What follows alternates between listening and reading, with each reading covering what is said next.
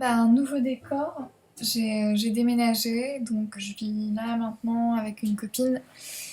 Et j'ai un chat. J'ai un papyrus aussi là. En revanche, la thèse, c'est vraiment l'enfer. Déjà, quand je devais écrire une communication, depuis un moment, c'était vraiment l'enfer. Je me mettais à fumer, à boire. Et du coup, là, c'est une communication, mais fois 1000. J'ai un peu pris le parti là de faire plus que ça et de terminer. De faire, de souffrir quoi, en permanence, travailler, travailler, travailler. Même si le soir, je peux aller voir des gens. Puis il y a un truc quand même de solitude assez dense, hein, qui se caractérise, je crois, chez moi par le fait de parler beaucoup à mon ordinateur à travers ces vidéos. Je parle aussi pas mal à mon téléphone. Alors ça peut sembler ridicule, mais ça me fait du bien, alors je m'en fiche un peu. Je prends mon téléphone, j'enregistre une note vocale et je dis tout ce qui va pas. En fait, comme si j'étais chez le psy, sauf que là, il n'y a pas le psy, donc comme il n'est pas là tout le temps. Et là, j'ai remarqué que là, ça fait quand même 2 fois en 2 jours que j'écris euh, sur le site de la BPI de Beaubourg, la bibliothèque. En fait, on peut écrire à une bibliothécaire si on trouve pas quelque chose. Hier, c'était pour dire comment ça se fait que vous n'avez pas ce livre absolument fondamental pour la révolution féministe en cours.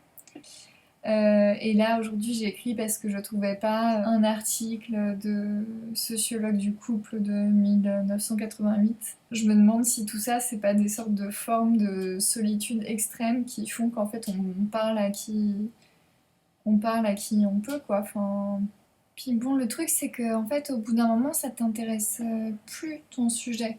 Ça... Enfin, sauf si t'as choisi un très très bon sujet et que tu l'as fait assez rapidement. Mais sinon, enfin, sinon ça te gave en fait. T'as d'autres envies de sujet, t'as d'autres envies de vie. J'aimerais pouvoir faire mes luttes politiques, féministes. Je vous lis juste des textos avec une autre thésarde qui sont assez représentatifs. Donc c'est moi qui lui écris: Salut Sophie, j'espère que tu survis. J'ai une question à 1000 francs. Est-ce qu'il y a la clim à la BNF? C'est pour mon plan de travail, thèse et canicule de la semaine prochaine. Donc elle me répond: Oui, c'est le bonheur absolu. Perso, je fais 9h-19h pendant la canicule, j'ai pas souffert de la chaleur. Moi, je passe mes journées à faire des tours dans la BNF. Il y a même des chèvres maintenant. Parce qu'avant, il y avait des lapins. Je bouge tout le temps jusqu'au moment où je me mets à écrire. Écoute, je sais pas si ça va, mais ça va. Moi je réponds: des chèvres? Ah ah, incroyable. Bah oui, il faut pas trop se poser la question de si ça va ou ça va pas, mais juste faire, et il y a bien un moment, au bout d'un certain nombre de kilomètres BNF, où ce serait fini. Et elle me répond: ah ah ah, voilà. C'est juste pour un peu de folklore de thèse. Ben, je pense que je deviens un peu championne du monde de procrastination. Je développe on voit l'aspirateur là, je développe une espèce de passion pour le ménage. Tu culpabilises moins quand même quand tu fais un truc qui est relativement désagréable, qui est pas ta thèse, mais qui est quand même désagréable, genre de l'administratif ou du ménage, des trucs comme ça. Puis je suis de très bonne volonté, hein. J'ai proposé à ma mère d'aller l'aider pour faire les travaux chez elle.